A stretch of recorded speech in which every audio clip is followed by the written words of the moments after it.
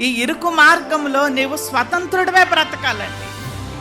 ఎప్పుడు స్వతంత్రుడు అవుతావంటే నిన్ను అభ్యంతరపరిచేటటువంటి నీ అవయవములకు నీవు అధికారము ఇవ్వద్దు.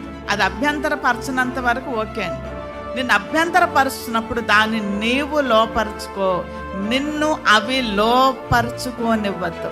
నిత్య జీవములో అడుగు పెడతాను, నా అడుగు మళ్ళీ అటు ఇటు అస్సలు తిరిగే ప్రసక్తే లేదండి. అవేవైనా నన్ను ఇందులో నడవవలసినట్లుగా నడవనివ్వకుండా అడ్డం చెప్పాయనుకో, వాటిని ఎలా స్వాధీనపరచుకోవాలో నాకు తెలుసు. నాలో దేవుని ఆత్మ నివసిస్తుంది. దేవుడు మనందరికీ శక్తి ఇచ్చాడు. పిలిచిన దేవుడు మనం నడిపిస్తున్నాడు.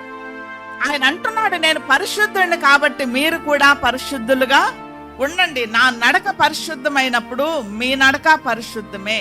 నేను జయించినట్లు మీరు కూడా జయిస్తారు.